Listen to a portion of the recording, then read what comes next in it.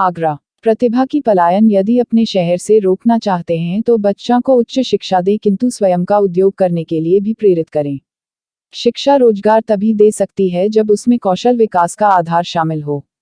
यह कहना था मुख्य वक्ता डॉक्टर स्वाति जैन, वरिष्ठ प्रोफेसर, सुबोध महिला महाविद्यालय, जयपुर का।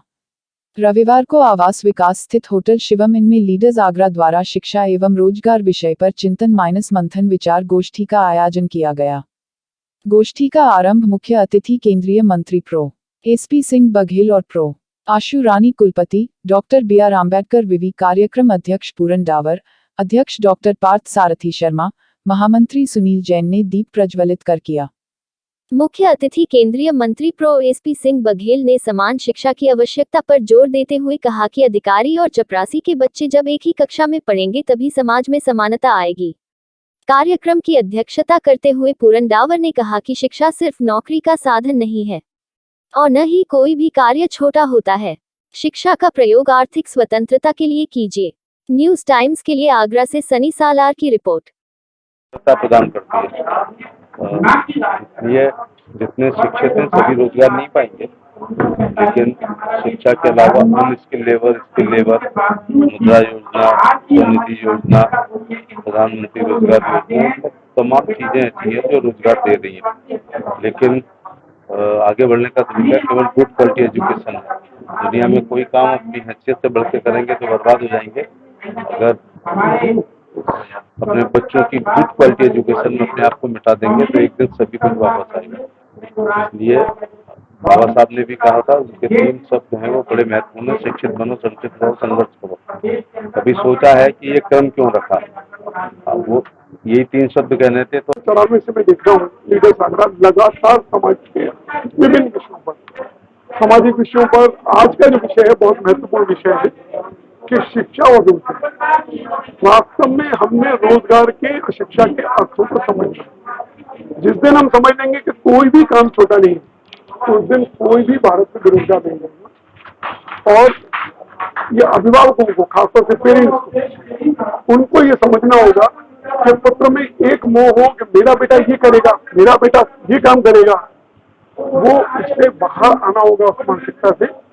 कोई भी काम छोटा नहीं है। मैं आपके सामने खड़ा हूँ, जूते का काम जिसको कोई हाथ नहीं रखता है। और शायद पारिवारिक की स्थिति जब शुरुआत की तो ऐसी रही होगी जो अंतिम पंक्ति में खड़ा हुआ व्यक्ति हो, लेकिन उस छोटे से काम को, जूता उद्योग को, अगर हमने पढ़ लिख कर किया तो आज वो उद्योग बन गए। हमें कोई भी काम छोटा नहीं है। अपने काम को, शिक्षा के अर्थ को समझना है। शिक्षा ज्ञान का साधन है, शिक्षा डिग्री लेने का साधन नहीं है। डिग्री लेकर के सिर्फ आप एक नौकरी के लिए ढूंढते रह सकते हो। मात्र देश में 7.3% नौकरियां हैं, सारी मिलाकर के, सरकारी मिलाकर के और प्राइवेट मिलाकर के मात्र 3,04,40,00,000 लोग की नौकरियां हैं सरकारी, और लगभग 1.5 करोड़ अर्ध सरकारी नौकरियां। कुल मिलाकर के अब हमको ये देखना है कि हम 7% की लाइन में लगना चाहते हैं कि 92% की लाइन में लगना चाहते हैं। हम जॉब प्रोवाइडर बनना चाहते हैं कि जॉब देने वाला बनना चाहते हैं। तो जिस दिन हम ये समझेंगे कोई भी छोटा नहीं है, छोटे छोटे से ऐसे बहुत सारे उदाहरण हैं। बिना पैसा लगाए हुए भी छात्र अपने पर, अगर उसमें देखें विदेशों में, तो जब बच्चा हाई स्कूल में आता है तो हाई स्कूल में अपनी फीस खुद कमाता है। अपनी फीस खुद कमाता है। कैसे कमाता है? कोई भी काम करता है।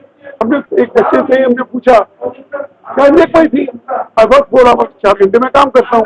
क्या काम करते हो? कुछ नहीं, 2 घंटे घास काटता हूँ। 2 आवर्स से घास काटेगा। तो घास काटना भी कोई सम्मान से।